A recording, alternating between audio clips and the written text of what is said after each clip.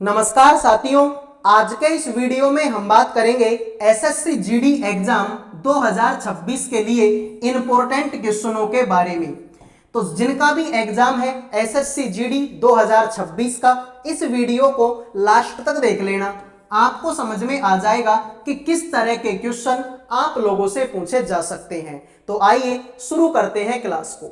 तुम्हारे सामने सवाल है, यदि 1768 मीटर लंबी एक ट्रेन एक खंबे को 68 सेकंड में पार करती है, तो 338 मीटर लंबे प्लेटफॉर्म को पार करने में ट्रेन द्वारा लिया गया समय सेकंड में ज्ञात कीजिए। अब इस सवाल को करने के लिए तुम्हारी दो चीज क्लियर होनी चाहिए। पहली चीज तो यह है कि अगर कोई ट्रेन किसी खंबे को, किसी आदमी को और किसी पेड़ को, यानी कि छोटी छोटी चीजों को पार करती है, इसका मतलब वो ट्रेन खुद की लंबाई को ही पार करती है। भाई मैं तुमसे बोलूं कि कोई ट्रेन है इस पेन को पार करती है, तो भाई ट्रेन तो होती है इतनी लंबी और ये पेन कितना है, इतना सा है। तो इस ट्रेन के सामने इस पेन की क्या औकात है? तो मैं क्या मान लेता हूं कि उस ट्रेन ने खुद की लंबाई को ही पार की है। तो जब भी कोई ट्रेन किसी पेड़ को, किसी आदमी को और किसी खंबे को, इनको पार करती है तो खुद की लंबाई पार करती है। और जब भी कोई ट्रेन किसी प्लेटफॉर्म को, किसी स्टेशन को, किसी सुरंग को, इन सब को पार करती है, ऐसी कंडीशन में वो खुद की लंबाई के साथ साथ उसकी लंबाई को भी पार करती है। तो मेरे भाई ध्यान से देखो, सबसे पहले तो मैं निकालूंगा मेरे भाई चाल। अब चाल बराबर में क्या होता है? चाल बराबर में होता है दूरी बटे में समय। तो अगर मैं सवाल की पहली लाइन पढ़ूं तो 1768 मीटर लंबी ट्रेन है और एक खंबे को पार करती है। तो खंबे को पार करती है मतलब खुद की लंबाई को पार कर रही है।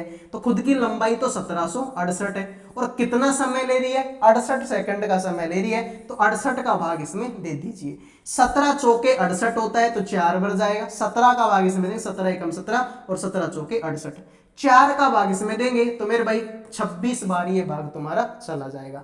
तो यहां से तुम्हारी चाल कितनी आ जाएगी? 26 आएगी। अब तुमसे तो क्या पूछा है मेरे भाई? समय पूछा है। तो समय क्या होता है सर? समय बराबर में होता है दूरी बटे में चाल। समय बराबर क्या होता है? दूरी बटे में चाल होता है। अब दूरी कितनी है मेरे भाई? खुद की लंबाई कितनी है? 1768 और प्लेटफॉर्म की लंबाई कितनी है? 338। तो इन दोनों को पार करेगी और चाल कितनी है? चाल आ गई है मेरे भाई 26। तो जब मेरे भाई इनको जोड़ेंगे, 8 और 8 का होता है 16 का 1 बचेगा, 6 और 3 9 और 1 10 होगा, हासिल का 1 बचेगा, 7 और 3 10 और 1 11 और 1 और 1 2 यानी 2106। तो 2106 में जब मैं 26 का भाग दूंगा तो लगभग 26 8 का, ठीक है, तो 8 6 48 और ठीक है 8 16 4 20 यानी लगभग ये जो तुम्हारा भाग है वो कितनी बार जाएगा? 81 बार जाएगा।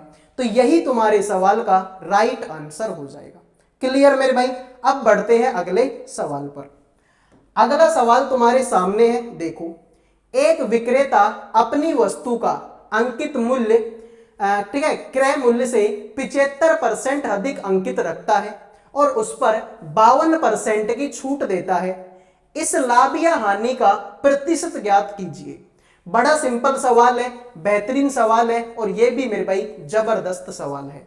मैं मान लेता हूं कि वस्तु का जो क्रय मूल्य है वो कितना है सर? वो तो 100 रुपए है। तो सर उसका अंकित मूल्य कितना होगा? उसका अंकित मूल्य कितना होगा? 75% अधिक अंकित करता है। तो मैंने पहले 100 माना था, अब 75 ज्यादा हो गया, तो अब कितना हो गया? 175 हो गया।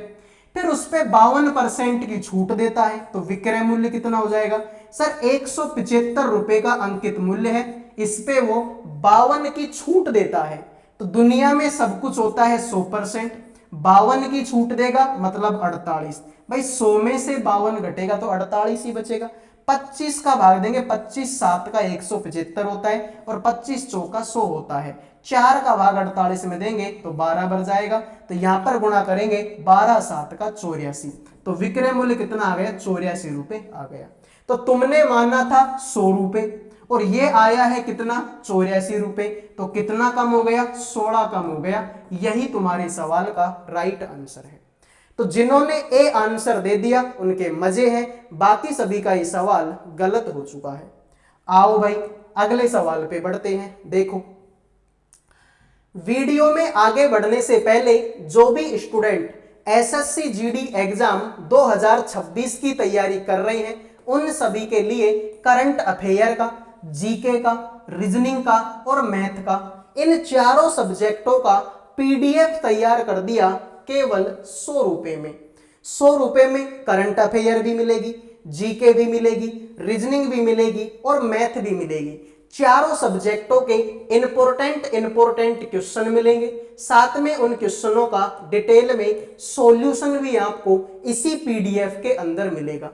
अगर कोई बच्चा ध्यान से मन लगा के इस पीडीएफ को पढ़ता है उसका सिलेक्शन पक्का है, उसकी नौकरी पक्की है, क्योंकि मेरे भाई इस पीडीएफ में वैसे ही क्वेश्चन होंगे जैसे क्वेश्चन आप लोगों से एग्जाम में पूछे जाते हैं। तो इंपोर्टेंट क्वेश्चनों का पीडीएफ केवल और केवल 100 रुपए में आपको दिया जाएगा। जिस भी बच्चे को चाहिए इस नंबर पे व्हाट्सएप मैसेज करके केवल और केवल 100 रुपए में चारों सब्जेक्टों का पीडीएफ ले सकते हैं। तो जिनको चाहिए उठाओ अपना मोबाइल और कर दो व्हाट्सएप पे मैसेज। अब बढ़ते हैं अगले सवाल पर। दो बैंक हैं ए और बी, क्रमशः 3.5% और 7.5% की दर से ऋण देते हैं। एक बैंक तो देता है 3.5% की रेट पर, दूसरा देता है 7.5% की रेट पर। अतुल ने प्रत्येक बैंक से 2,20,000 रुपए उधार लिए। 3 वर्षों के बाद में अतुल द्वारा दोनों बैंकों को भुगतान किए गए साधारण ब्याज की राशियों के बीच का धनात्मक अंतर आपको ज्ञात करना है। तो देखते हैं आप में से कितने बच्चे इस सवाल का आंसर करेंगे। तो भाई देखो, जो अतुल नाम का आदमी है उसने प्रत्येक बैंक से कितना पैसा लिया, 2,20,000। तो पहले बैंक से भी 2,20,000 रुपए लिया और दूसरे बैंक से भी 2,20,000 रुपए लिया। तो पैसों में तो कोई डिफरेंस नहीं है, जितने पहले बैंक से लिए हैं उतने ही दूसरे बैंक से लिए हैं। तो पैसों में तो कोई डिफरेंस नहीं है। पैसे तो मेरे भाई कितने हैं, 2,20,000 रुपए हैं। पहले बैंक से भी इतने लिए और दूसरे से भी इतने लिए। तो सर इनमें तो कोई अंतर नहीं है। सर समय कितना है, समय तो 3 साल का है। पहले बैंक से भी 3 साल के लिए लिए और दूसरे से भी 3 साल के लिए लिए। तो सर समय में भी कोई डिफरेंस नहीं है। तो फिर ये अंतर आएगा तो आएगा कैसे, ये अंतर आएगा मेरे भाई किससे, रेट से। यहां पर 3.5% है और यहां पर 7.5% है। तो यहां पर कितनी है, 7.5% है और यहां पर मेरे भाई 3.5% है। तो इन दोनों का जो डिफरेंस है, इन दोनों का जो अंतर है वो कितने का है मेरे भाई, 4% का है। तो 4% बटे में 100। तो भाई 2 0 से 2 0 कटेगी, 4 तिया 12। तो 0, ठीक है, ये 2 0 तो यहां पर लगेंगी। 4 तिया 12, 22 को 12 से गुणा करेंगे तो 12 दूना 24 का 4, 12 दूना 24 और 4 28। तो मेरे भाई 28,400, सॉरी 22 दूना 24 और 4 26 होता है। ठीक है, तो 26,400 यही तुम्हारे सवाल का राइट आंसर हो जाएगा। तो जिन्होंने 26,400 आंसर दे दिया उनके मजे। ठीक है भाई, तो ये कितना बचा है, 2200 बचा है और ये कितना बचा है, 4 तिया 12। तो जब इसको 12 से गुणा करेंगे आंसर आएगा 26,400।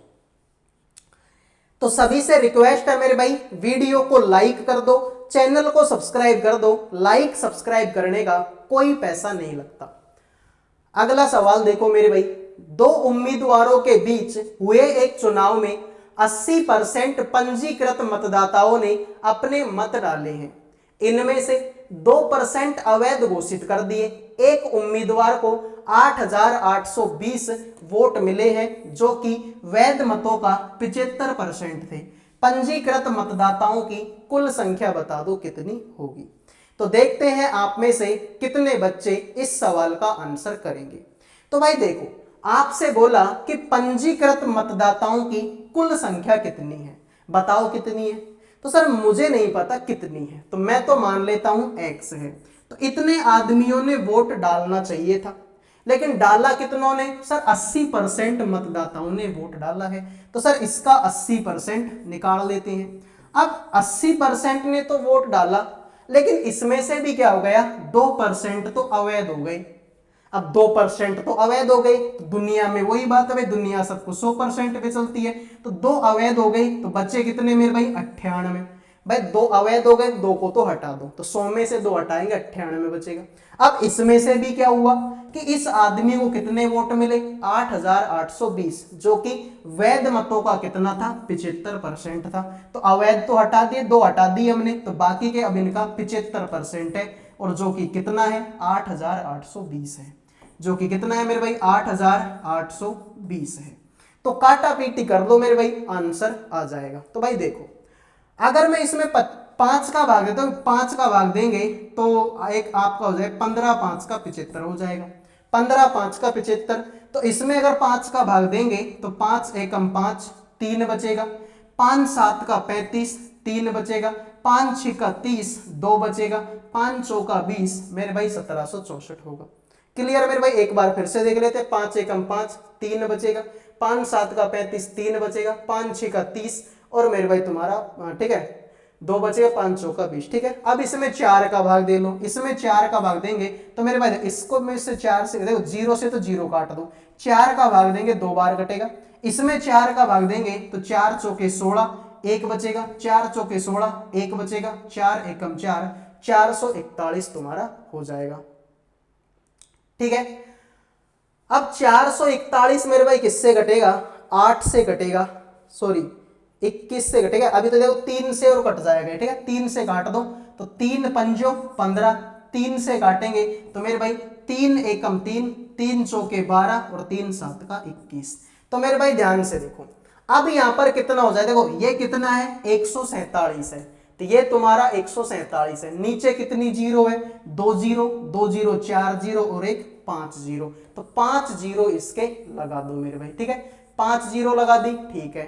98 तो है ही, 98 को 98 लिख दीजिए, और मेरे भाई 5 दूनी 10, तो 10 ये हो जाएगा, 0 से 0 कटेगी, तो इसमें मेरे भाई भाग देना है किसका, 98 का। तो मेरे भाई 14 7 और 4 बार 0 यहां पर लगेगी, इसमें अगर मैं 98 का भाग दे दूंगा तो मेरे भाई 98 एकम 98, कितना बचेगा 49, तो 0 उतार लेंगे, तो ये कितनी बार भाग जाएगा मेरे भाई, 5 बार जाएगा, ठीक है। 98 से कितनी बार कटेगा, 5 बार, तो यहां पर मेरे भाई कितने 0 लग जाएंगे, तुम्हारे 3 0 और लग जाएंगी, तो 15,000 तुम्हारे सवाल का क्या होगा, राइट आंसर होगा। तो इस सवाल में थोड़ी सी काटा पीटी थी, वरना ये सवाल बिल्कुल आसान था। भाई उसने बोला पंजीकृत मतदाताओं की कुल संख्या कितनी है, तो पंजीकृत मतदाता कितने हैं, मुझे तो नहीं पता कितने हैं, तो मैंने तो उनको क्या मान लिया, उनको x मान लिया। अब इनमें से मेरे भाई क्या हुआ कि 80% ने वोट डाले हैं, तो 80% इसका निकाल दिया। अब जिसने वोट डाले उसमें से 2% तो अवैध हो गई, अब परसेंटेज का मतलब तो 100 होता है, 2 अवैध है तो 98 बचेंगे, 98/100 हो गया। इनमें से 75% वोट इसको मिले तो 75/100 हो गया, और इतना सब होने के बाद में इसको वोट टोटल कितने मिले, 8820। तो काटा पीटी करी, 5 का भाग दिया तो 15 बार गया, इसमें 5 का भाग दिया तो ये गया, फिर इसमें मेरे भाई तुम्हारा फिर से कितने का भाग दिया, इसमें हमने 3 का भाग, 3 पंजो 15, ठीक है, सॉरी ठीक है, इसमें हमने 4 का भाग दिया तो 4 दूनी 8, इसमें 4 का भाग दिया तो 441, 441 में देखो 3 का भाग देंगे तो आंसर आए 147, 147 के पीछे तुम्हारी 5 जीरो है, इसमें मेरे भाई 98 का भाग देंगे, 5 दूनी 10, तो 98 का भाग देंगे, 15,000 आंसर तुम्हारा आ जाएगा। अगले सवाल को देखते हैं। एक टाइपिस्ट को 4 पृष्ठ टाइप करने में 40 मिनट लगते हैं, तो 112 पृष्ठ टाइप करने में कितना समय लगेगा। तो मेरे भाई ध्यान से देखो, 4 पेज टाइप करने में 40 मिनट लगते हैं, तो मुझे बताओ एक पेज को टाइप करने में कितना टाइम लगेगा। तो 4 एकम 4 और 4 का भाग देंगे तो 10 बार, यानी एक पेज टाइप करने में 10 मिनट लगते हैं। लेकिन एक थोड़ी करना है हमको, तो 112 पृष्ठ टाइप करने हैं, तो इसको 112 से क्या कर दो, गुणा कर दो, तो 112 एकम 112, और इसको 112 से गुणा करेंगे तो लास्ट में 0 लग जाएगी, तो 1120 यही तुम्हारे सवाल का राइट आंसर हो जाएगा। तो लाइक सब्सक्राइब करते रहो मेरे भाई, सारे के सारे स्टूडेंट, लाइक सब्सक्राइब करने का कोई पैसा नहीं लगता। 2 भाइयों की वर्तमान आयु में 4 वर्ष का अंतर है। 20 वर्ष पहले बड़े भाई की आयु छोटे भाई की आयु की 1.25 गुना थी। बड़े भाई की ठीक है, वर्तमान आयु बता दो कितनी होगी। तो मेरे भाई दो भाइयों की वर्तमान आयु में 4 वर्ष का डिफरेंस है। तो मैं मान लेता हूं कि छोटा भाई कितने का है, तो सर जो छोटा भाई है उसकी उम्र x साल है, तो जो बड़ा भाई है उसकी उम्र कितनी हो जाएगी, x प्लस में 4 साल हो जाएगी। क्योंकि 4 वर्ष का डिफरेंस है ना, तो x से तो x कट जाएगा तो 4 वर्ष ही तो बचेगा। तो ये तुम्हारा छोटा भाई और बड़ा भाई की उम्र हो गई। इसने बोला 20 साल पहले, तो अगर मैं इसका 20 साल पहले करूंगा तो x माइनस का 20 हो जाएगा, इसका 20 साल पहले करूंगा तो x प्लस में 4 और ये भी माइनस का 20 हो जाएगा। तो बड़े भाई की आयु छोटे भाई की आयु की 1.25 गुना थी। तो ये जो बड़ा भाई है ना, इसकी उम्र का कितना थी, 1.25 थी। तो मेरे भाई मैं इसको थोड़ा सिंपल कर लेता हूं। देखो 1.25 है ना यहाँ पर, ठीक है, ये 1.25 है, 1.25 है। तो मैं क्या करता हूं मेरे भाई, पॉइंट हटा लेता हूं। पॉइंट के बाद में दो संख्या है तो नीचे 2 जीरो लगा दूंगा। 25 पंजो 125, 25 चौका 100, तो 5/4 हो जाए। ठीक है, तो 1.25 की जगह पे मैं लिख सकता हूं 5/4। तो मेरे भाई ध्यान से देखो, 5 को x से गुणा करेंगे 5x हो जाएगा, 5 को 20 से गुणा करेंगे 20 पंजो 100 हो जाएगा, 4 को x से गुणा करेंगे 4x हो जाएगा, और यहां पर देखो 20 में से 4 घटाएंगे माइनस का 16 बचेगा।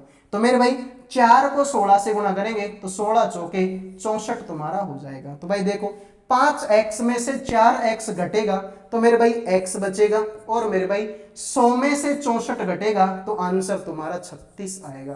तो x की उम्र कितनी हो गई, 80 साल। तुमसे बोला बड़े भाई की उम्र बता दो, तो बड़ा भाई तो है मेरे भाई x प्लस में 4 का, तो x की वैल्यू 36 है, तो 36 में 4 जोड़ेंगे 40 हो जाएगा। ठीक है, 36 में 4 जोड़ेंगे तो 40 हो जाएगा। ठीक है, तो देखो भाई तुमसे सवाल में बोला था कि दो भाइयों की वर्तमान आयु में 4 वर्ष का अंतर है। तो छोटा भाई अगर x साल का है तो बड़ा भाई कितने का होगा, x प्लस में 4 का होगा, क्योंकि दोनों की उम्र में 4 वर्ष का डिफरेंस है। तो x से x कटेगा तो 4 ही तो बचेगा। ठीक है, उसने बोला 20 साल पहले, तो इसमें से 20 घटा दो, x माइनस का 20 होगा, इसमें से भी 20 घटा दो, तो इसमें से 20 घटाएंगे तो x प्लस में 4 में से 20 घटाएंगे तो 20 में से 4 घटाएंगे तो माइनस का 16 बचेगा। 1.25 गुणा थी, 1.25 को मैंने क्या किया, दो संख्या छोड़ के पॉइंट है तो नीचे 2 जीरो लग जाएंगे। 25 पंजो 125, 25 100 का 100, तो ऊपर की संख्या तो इससे गुणा हो जाएगी और जो नीचे की संख्या है वो इससे गुणा हो जाएगी। तो 5 को x से गुणा करेंगे 5x, 5 को 20 से गुणा करेंगे 20 पंजो 100, 4 को x से गुणा करेंगे 4x, और इसमें से इसको घटाएंगे तो कितना बचेगा 16, तो 16 चौके 64, 5 में से 4 गया तो x बचेगा, 100 में से 64 घटेगा तो 36 बचेगा। तो मेरे भाई x की वैल्यू 36, तो 36 में 4 जोड़ेंगे तो 40 आंसर हो जाएगा। उम्मीद करूंगा मेरे भाई ये सवाल भी आपके समझ में आ गया होगा। एक जोड़ी झुमके 27,650 रुपए में खरीदे हैं और 5% के लाभ पर बेचे जाते हैं। तो लाभ ज्ञात कीजिए, अपने उत्तर को निकटतम पूर्णांक में क्या करना है, आपको व्यक्त करना है। तो बताओ मेरे भाई इस सवाल का आंसर आप लोगों का क्या होगा। तो भाई एक जोड़ी झुमके हैं 27,650 रुपए में खरीदे जाते हैं और इसको मेरे भाई आपके कितने में बेचा जाता है, 5% के लाभ पर आपके बेचा जाता है। तो मेरे भाई इसका आपको निकालना है क्या सर, इसका आपको निकालना है क्या कि बताइए लाभ कितने का हुआ, यानी रुपए में निकालना है मेरे भाई आपको लाभ। तो भाई देखो कितने की वस्तु थी मेरे भाई, झुमका था आपके कितने का, 27,650 का था, 5% के लाभ पर बेचा जाता है तो इसका 5% निकाल दो मेरे भाई। ठीक है भाई, विक्रय मूल्य तो इसने पूछा नहीं है, इसने तो सिर्फ लाभ पूछा है, तो लाभ पूछा है तो इसका 5% निकाल दो।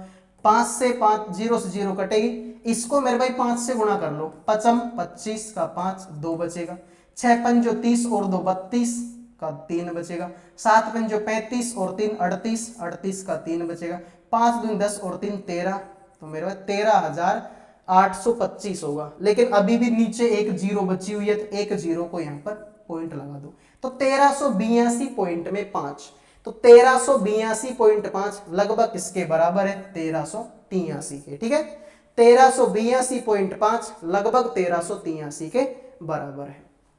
अगले सवाल पे बढ़ते हैं भाई। अगला सवाल देखो क्या होगा। इन सब का समांतर माध्य निकालना है। तो मैंने तुमको बोला था कि चाहे तुम समांतर माध्य निकाल लो, चाहे तुम इनका औसत निकाल लो, यानी जो औसत होता है ना वही समांतर माध्य होता है। तो सर औसत क्या होता है? औसत तो होता है मेरे भाई राशियों का योग बटे राशियों की संख्या।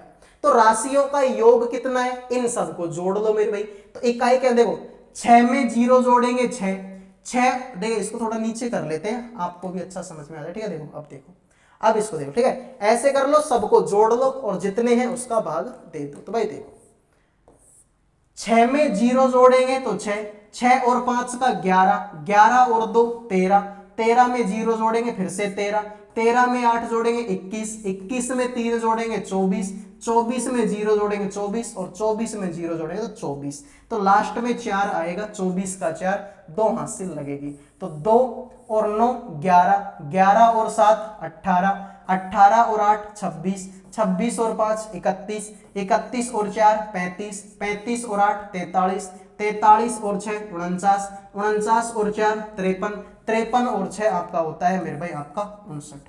ठीक है, तो टोटल कितने हैं? 1 2 3 4 5 6 7 8 9। तो इसमें 9 का भाग दे दो, तो 9 छिका 54 का 5 बचेगा, 9 छिका 54। तो राइट आंसर तुम्हारा हो जाएगा 66। तो जिन्होंने मेरे भाई 66 आंसर दे दिया उनके मजे हो गए, बाकी सभी का ये सवाल गलत हो चुका है। आइए अगले सवाल पे बढ़ते हैं। 24 सेंटीमीटर, 16 सेंटीमीटर और 10 सेंटीमीटर विमाओं वाले एक घनाभ को पिघलाकर 4 सेंटीमीटर भुजा वाले छोटे घन बनाए जाते हैं। तो बनाए जा सकने वाले घनों की संख्या बता दो मेरे भाई कितनी है। तो कितने घन बनेंगे मेरे भाई? तो आप लिख दो भाई घनाभ का आयतन, ठीक है भाई, घनाभ का आयतन बटे में मेरे भाई क्या होगा? घनाभ का आयतन बटे में मेरे भाई होगा घनों का आयतन। ठीक है मेरे भाई, घनों का आयतन। तो मेरे भाई ये तुम्हारा आंसर आ जाएगा। तो घनाभ का आयतन क्या होता है? लंबाई गुणा चौड़ाई गुणा ऊंचाई। तो मेरे भाई लंबाई चौड़ाई ऊंचाई को तीनों गुणा कर दो, तो मेरे भाई हो जाएगा 24 गुणा में 16 गुणा में 10। और घन का आयतन क्या होता है? घन का आयतन होता है भुजा का क्यूब। तो भुजा कितनी है मेरे भाई? 4 है, तो 4 का क्यूब कर दो, 4 गुणा 4 गुणा 4। तो 4 छिका 24, 4 चौके 16, 4 से 4 कटेगा, 6 गुणा में 10 60 हो जाएगा, बात खत्म। तो जिन्होंने डी आंसर दे दिया है उनके मजे हो गए, बाकी सभी का ये सवाल गलत हो चुका है। उम्मीद करूंगा मेरे भाई ये सवाल आपके समझ में आ गया होगा। अगले सवाल पे बढ़ते हैं भाई। देखो अगला सवाल क्या होगा। एक टाइपिस्ट को 2 पृष्ठ टाइप करने में 40 मिनट लगते हैं। 101 पृष्ठ टाइप करने में उसे कितना टाइम लगेगा? 2 पेजों को टाइप करने में उसे 40 मिनट लगते हैं, तो 101 पेज को टाइप करने में कितना टाइम लगेगा? तो ध्यान से देखो मेरे भाई, 2 पेज टाइप करने में, एक सेकेंड, ठीक है, 2 पेज टाइप करने में उसे 40 मिनट का टाइम लगता है। तो 2 एकम 2 और 2 का भाग देंगे 20 बार, यानी एक पेज को टाइप करने में 20 मिनट लगता है। तो एक पेज थोड़ी करवाना है हमको, तो 101 टाइप करवाने हैं। तो इसको भी किससे गुणा कर दो? 101 से। इसको भी किससे गुणा कर दो? 101 से। तो 101 एकम 101, तो 101 पेज हो गए। इसको अगर 20 से गुणा करेंगे तो 20 एकम 20 और 20 एकम 20, तो 2020 तुम्हारे सवाल का राइट आंसर हो जाएगा। तो जिन्होंने बी आंसर दे दिया है उनके मजे हो गए, बाकी सभी का ये सवाल गलत हो चुका है। उम्मीद करूंगा मेरे भाई इस सवाल का राइट आंसर आपके समझ में आ गया होगा। अगले सवाल को देखो भाई, इसको सरल करना है। अब ये बड़ा ही सिंपल सवाल है भाई, ठीक है, ये तो बड़ा सिंपल सवाल है। तुम ऐसे कर लो मेरे भाई कि ये जो घात तुमको माइनस में दिख रही है ना, इनको ऊपर नीचे कर लो। जो नीचे है उसको ऊपर ले जाओ, जो ऊपर है उसको नीचे ले जाओ, तो ये घात किसकी हो जाएगी? प्लस की हो जाएगी। जब भी घात नीचे से ऊपर जाती है तो प्लस की हो जाती है, मतलब चिन्ह चेंज हो जाते हैं उसके, ठीक है। प्लस की है तो माइनस की होती है और माइनस की है तो प्लस की हो जाएगी। तो मैं ऐसे कर लेता हूं, देखो ये जो 4 माइनस का 3 है ना, इसको ऊपर ले जाता हूं मैं, तो ये हो जाएगा 4 की घात 3 और ऊपर 8 की घात 2 पहले से लगी हुई है, 8 की घात 2 पहले से लगी हुई है। यहां पर मेरे भाई 16 की पावर माइनस 1 नीचे आ जाएगा, तो ये हो जाएगा 16 की पावर 1। अब 16 की पावर 1 16 ही होता है, गुणा में मेरे भाई कितनी है, 2 की घात 5 है, और मेरे भाई इसकी पावर कितनी लगानी है आपको, 1/3 लगानी है। अब देखो मेरे भाई, या तो आप इसको खोल लो, या खोलना नहीं चाहते तो ऐसे कैसे गुणा कर लो, कोई दिक्कत नहीं है। देखो 4 का क्यूब है, यानी कि 4 गुणा 4 गुणा 4 हो जाएगा। 8 का स्क्वायर है, यानी कि 8 गुणा 8 गुणा 8 हो जाएगा मेरे भाई, ठीक है।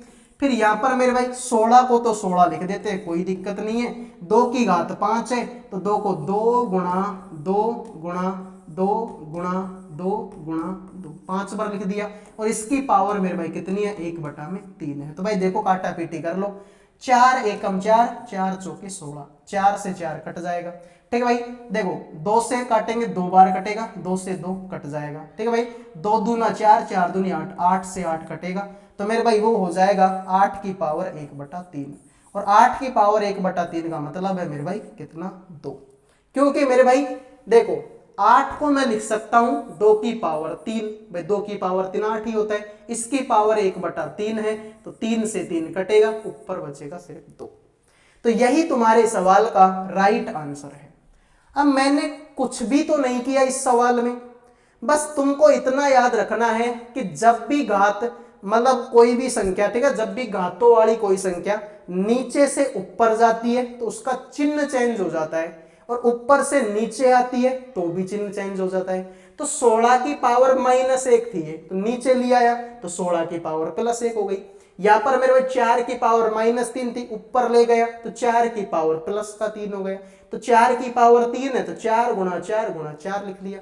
8 की पावर 2 है, तो 8 गुणा 8 लिख दिया मेरे भाई। 16 है तो 16 लिख दिया। 2 की पावर 5 है, तो 2 को 5 बार लिख दिया, 1 2 3 4 5। तो मेरे भाई 4 चौके 16, 4 से 4 कट गया, ठीक है। यहां पर कटे 2 दूना 4, तो 4 से 4 कट गया, 2 दून 4 4 दून 8, 8 से 8 कट गया, तो 1 बचा 8, 1 बचा 8 की पावर 3, 1/3। तो 8 की पावर 1/3 किसके बराबर होता है, 2 के बराबर होता है। अगले सवाल को देखते हैं भाई। अगला सवाल क्या होगा, रंगीन बिलोकों की कुल संख्या 6409 है। यदि लाल बिलोक और नीले बिलोक का अनुपात 7:5 है, ठीक है मेरे भाई। लाल बिलोक और नीले बिलोक का अनुपात 7:5 है, ठीक है मेरे भाई। देखो लाल और नीला इनका अनुपात कितना है, 7:5 है। जबकि नीला और पीला का अनुपात कितना है, नीला और पीला का अनुपात कितना है, इसको काट दो, 4 एकम 4, 4 दूनी 8, तो ये हो जाएगा मेरे भाई कितना, 2:1 हो जाएगा। तो यहां पर बोला है कि पीले का बताओ कितने, पीले बॉक्स बता दो कितने हैं। तो यहां पर अगर मैं इसको निकालना चाहूं तो मेरे भाई ध्यान से देखो, यहां पर नीले कितने हैं, 5, और यहां पर नीले कितने हैं, 2। तो सर यहां पर 5 है, यहां पर 2 है, ये तो उल्टे पुल्टे है, तो गुणा कर दो मेरे भाई। यहां पर 2 है ना, इसको 2 से गुणा कर दो। यहां पर 5 है ना, इसको 5 से गुणा कर दो। अब देखो 7 दूनी 14, 5 दूनी 10, 5 दूनी 10 लिख दिया पहले से ही, और 5 एकम 5। तो मेरे भाई ये हो गया तुम्हारा लाल, ये हो गया तुम्हारा नीला, और ये हो गया तुम्हारा पीला। तो तुमसे बोला कि पीले बिलोक कितने हैं, तो पहले तो ये बताओ सारे के सारे कितने हैं। तो सारे के सारे तो कितने हैं, 6409 है। और सारे कितने हैं मेरे भाई, 14 और 10 24, 24 और 5 का होता है आपका 29, तो ये हो गया 29। तुमसे बोला है कि पीले बिलोक कितने हैं, तो पीले कितने हैं मेरे भाई आपके, 5 है। तो इसको मेरे भाई किससे गुणा कर दो, 5 से गुणा कर दीजिए। तो 5 का मल्टीपल आंसर आएगा भाई, ठीक है। ऐसी कोई संख्या देख लो जिसमें 5 का भाग जाता हो, तो मेरे भाई 5 का भाग तो इसी में जाएगा, ठीक है। 5 का भाग तो इसी में जाएगा, यही तुम्हारे सवाल का आंसर हो जाएगा। और करना चाहो तो कर लो मेरे भाई। 29 का भाग इसमें देंगे तो 29 दूना 58, मेरे भाई कितना बचेगा, तो सर 6 बचेगा। 29 दूना 58, 29 एकम 29, 221 को 5 से गुणा करेंगे तो 5 एकम 5, 5 दून 10, 10 और 1 11, 1105 यही तुम्हारे सवाल का राइट आंसर हो जाएगा। तो उम्मीद करूंगा मेरे भाई ये क्लास आपको पसंद आई होगी। पसंद आई है तो वीडियो को लाइक करो, चैनल को सब्सक्राइब कर दो। लाइक और सब्सक्राइब करने का कोई पैसा नहीं लगता। अगले वीडियो में मिलेंगे, तब तक के लिए जय हिंद जय भारत।